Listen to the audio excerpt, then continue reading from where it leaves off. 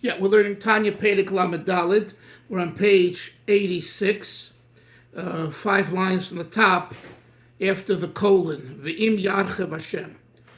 So the Balatanya said, the Alter Rebbe said, that it's not enough to have simcha from belief in God, which was discussed in, in chapter 33, that when a person understands Hashem and understands Hashem deeply through meditation and reflection, how God is one, and there's only Hashem, Milvada, even though there's a world out there, and all those thoughts.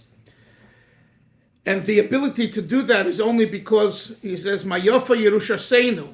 We got, how beautiful is our inheritance, the Jewish people, Bnei Yisrael, that we got an inheritance, we got a Yerusha. What Yerusha did we get?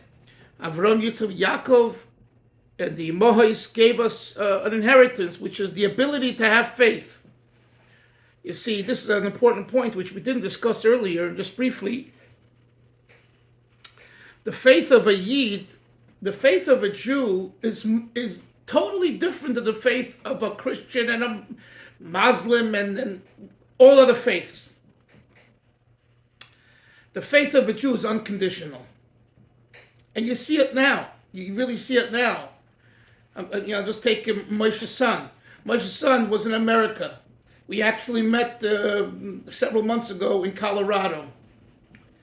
He took me to Denver on my way home, right? He gets up, he says, there's a war, I'm coming back. He finished the army. Now again, I don't know, obligations, not obligations. The point is where the Jewish neshama is driven from a higher source and power to do something that's not rational.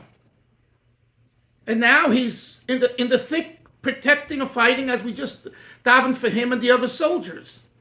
I mean, rationally, this is not normal. This makes no sense. You could stay in America. Again, technically, I don't know if he could stay if he was obligated to go, but he wasn't obligated. Moshe says he wasn't obligated. Okay, so who's forcing you? You know there's a war. What are you doing? The answer is that he feels for his brother and sisters. It's his people. It's his people. That emunah is unconditional. And that emunah, I'm telling you, is not found anywhere else. Even the kamikazes and all those things, there was some rational justification for doing what they did. But the emunah tahira that a Yid has is beyond rationale. And you know why? Because it's not theirs. It's Avram, Yitzchak, and Yaakov that God gave. So because we are born to the children of Avram, Yitzchak, Yaakov, Rachel, Rivka, Sarah, Leah, right? We are their children. We got an inheritance.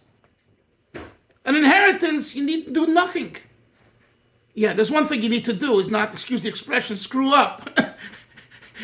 So that your parents or grandparents don't put you in the inheritance because they feel you're an obstacle. But by the way, as far as us Jews, even if we mess up, we still get the inheritance. Every Jew has the inheritance. So the Alter Rebbe in chapter 33 says a phenomenal thing. He says that when you access your emunah, it will bring you simcha. And how do you have the ability to access that level of faith? Because we are children of the Avos and the Imahos. Nevertheless, in chapter 34, the Alter Rebbe says, that's good and that's true if you live with that faith. And you're in the faith mode. What if you're not in the faith mode?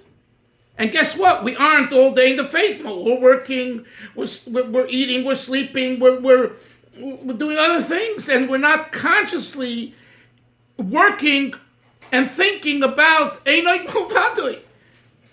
So how are you to be b'simcha then? Right? How are you to be b'simcha this morning when our sons, daughters, grandchildren are fighting a war, and it's war. This is on the ground. This is not, in faith mode, in shul, in Eish Kodesh. They're not in Eish Kodesh this morning. They're in the Western Negev, as he said, or whatever. This is what he tackles really in chapter 34. And the Alter Rebbe said, what's the answer? The answer is that Hashem put within his Torah himself. And if you know that Hashem is your host, he's a guest in your house, you're flying high. God, you come home from shul, and your wife says, Hillel, we have a guest. You say, really? Who's the guest? Hashem. Hashem is our guest. Where'd you pick him up? What do you mean where I picked him up? There's a sefer here. It's called Torah. Now, when we learn at supper, you and I will study some Torah while we're eating. Hashem is right there. So I'm not in faith mode. I'm eating food. I'm surfing the internet, and somehow I'm learning a Torah shir or looking up something for Torah related on the internet. So my keli, as the Haredim like to say, the treif keli called the computer and the internet, becomes a vehicle for Hashem. So it's no longer in the faith mode, but it's now in the practical mode of daily life. And those words, the Alter Rebbe says on top of page 86, the fourth line, he says, "Shezocha lias ushpezichen legvura." The person merits to being a host, right? We have the ushpizen, right?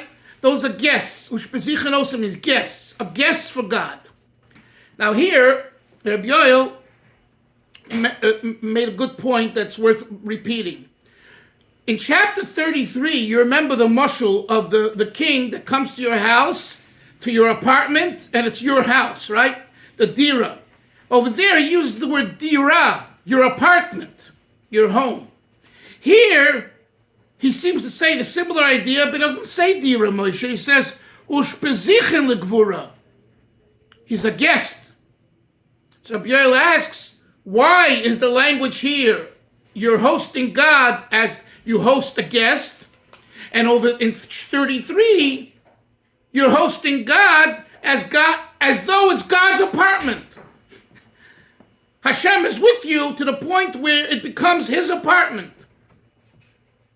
A dira. He's not just a guest in your house. And he explained that the reason is because in 33, the issue that brings the simcha is faith. Faith is constant by a Jew. It's not always revealed, but like I said before, every Jew has this unconditional faith deep down. And that's why we don't discount any Jew.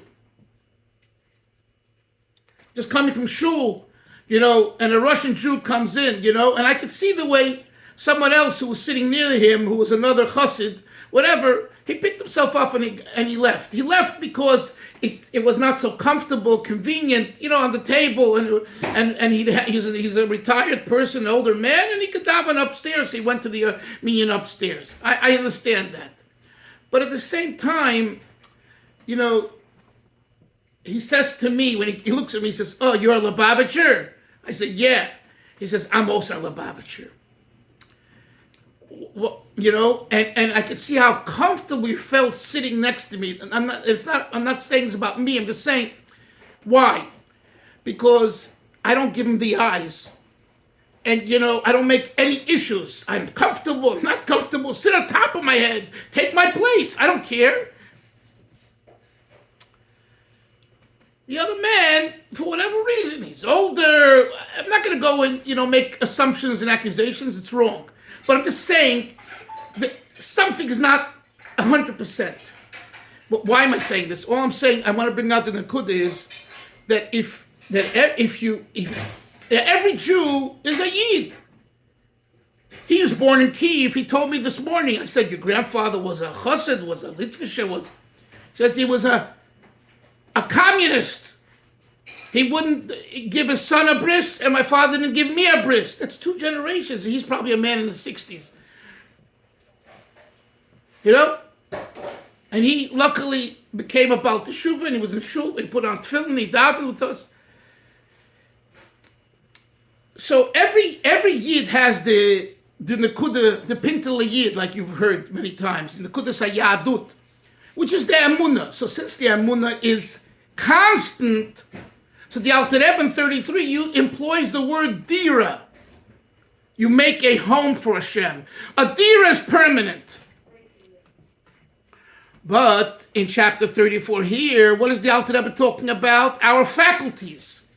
Our thought, speech, and action, our koichas hanefesh, the faculties. There, if you do not invest in what he suggests here, which ultimately is learning Torah at least twice a day, you know, and like Chazal say, you're not hosting God. So in 33, you're always hosting Hashem, either in a revealed way or a hidden way. Either you know about it or you don't know about it, but it's constant. Because the level of emunah that we get from the matriarchs is constant. So there he employs the word dira, which dira represents permanence. Whereas in chapter 34, we're talking about the faculties, my mind, my heart. There are changes. Tomorrow, imagine, Mr. Hashem, tomorrow Moshe gets the news that the war is over and Gavriel and everyone else is back.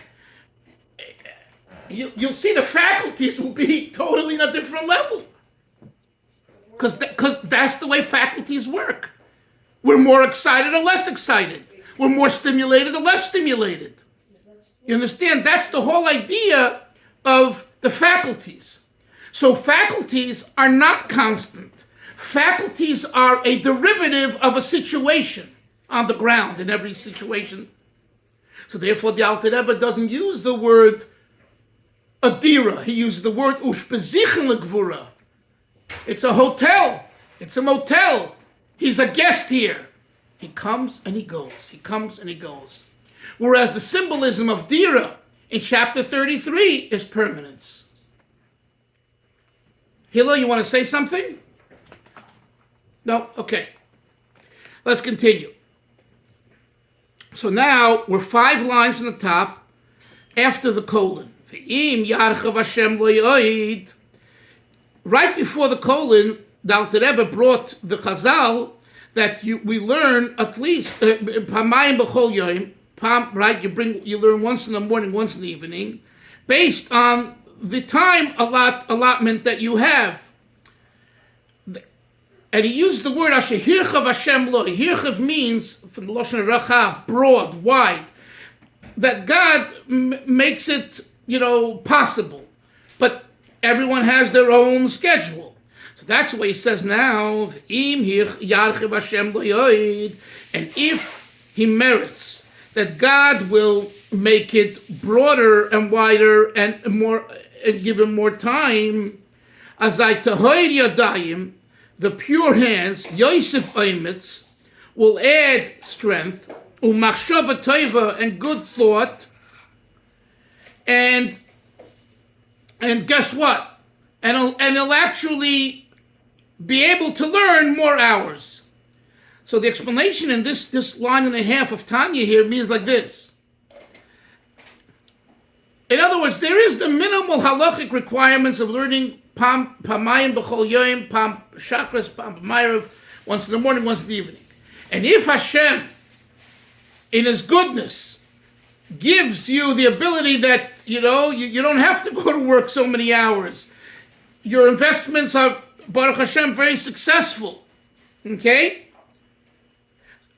And you go with that attitude. You go with the attitude is that I want to learn more. So therefore, as soon as you decide you want to learn more Torah, so it's like, he brings the Chazal, what's the Lashon here? The Lashon is, Umachshava toiva Kadosh Baruch Hu mitzarfa l'maisa. And a good thought, God combines as though you've done it. You haven't done it yet. But just the resolution, the hachlata, to want to do it is very helpful. And then he says, V'gam shar hayom kuloi. So then the entire rest of the day, she'oisik b'masa u'matan, that you do go to work, but because you made a resolution that if God will make it possible, you will learn more, yeh moche l'shifta yisbaruch, you'll be, I'm sorry. V'gam starts a third thought. No. V'gam, although it says v'gam and also, but it's a third idea of how do you make yourself a vessel for God. So again, the first step is learning pamayim b'chol yom. The second step is if God gives you the ability, you say, if God will give me the ability to learn all day, or you say, I'll do it. So even though you don't have that ability yet, but the resolution itself is considered as though you have it. And the third point is, even when you don't have it yet, and you go to business, you nevertheless become a dwelling for Hashem. How? And he says, it's through by giving charity, by giving tzedakah. A person gives from the hard toil work that he earned the money and he gives it away, which is analogous to God's attributes. Just like Mahu Rachum, the Chazal say, just as God is compassionate, Af Ata Rachum, you should be compassionate. So just like as Hashem has passion on his creation, on his creatures, so too you should have by helping another person. That's why it says in Tikkun Zoyar, Chesed is expressed through the right arm. Because the Chesed, the right arm, represents giving, which is the act of kindness. Now this kind of rhetorical question the Alter Rebbe asks on himself. Wait a minute. How much am I giving? I'm only giving 20%, which is, you understand why we all give 20%? But the point is, what's the Alter Rebbe's question, Hillel?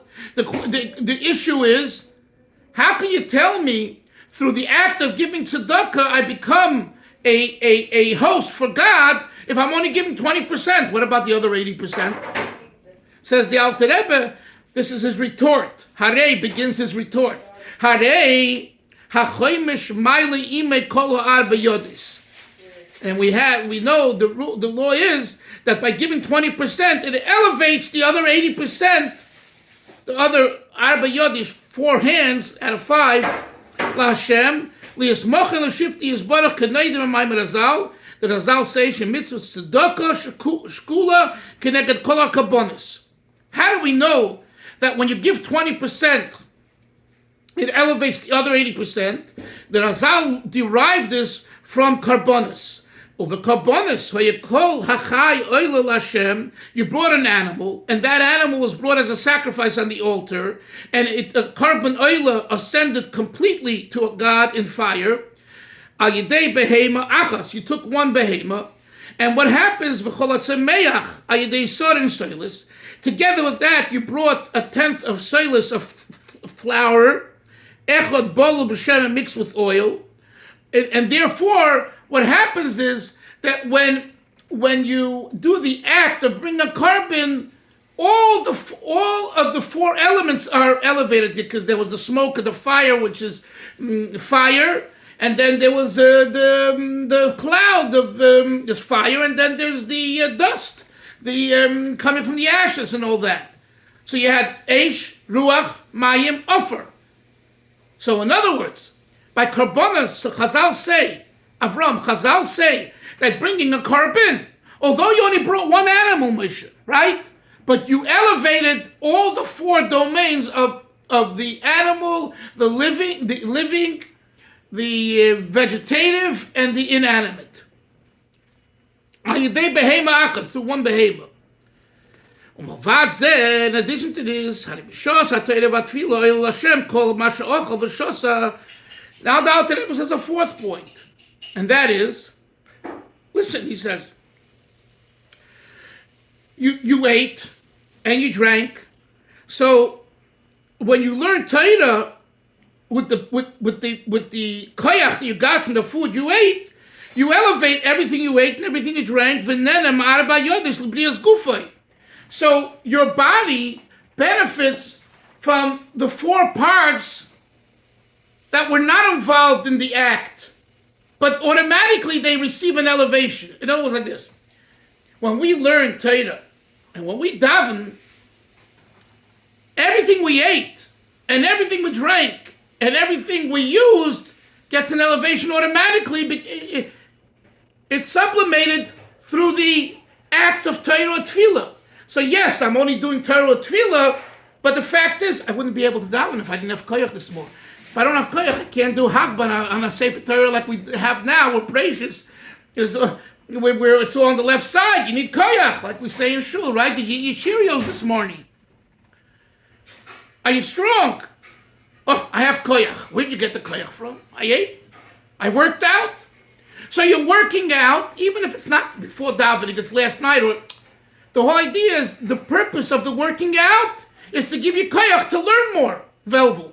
So what happens, the Alter Rebbe says, is that through giving 20% chaimish on tzedakah, it's not as though it's limited to the 20%. That 20% elevates the other 80%, because the other 80% made it possible for you to give the 20%. And this concept, Alter Rebbe, this isn't his own fantasy. He bases it on the Gemara, Chazal. Because Chazal say a similar argument, a similar way of thinking regarding a carbon. That when you brought one carbon, it elevated the whole thing. Not only the animal was elevated, but the flour was elevated, the smoke was elevated, and the fire was elevated. But I didn't do anything directly to make it. The answer is, you brought, here, I'm the Jew. Here, come to you, Kohen, here's an animal. And that's all I do. I give it to you, so I didn't do anything. Says the Alter Rebbe, wrong, you did everything. Because if not for that animal, you wouldn't have smoke. You wouldn't have smoke. The fire would not make the smoke, and it wouldn't burn up the animal. So by you bringing the animal, you elevated everything that comes from the process of bringing a carbon. So too with tzedakah.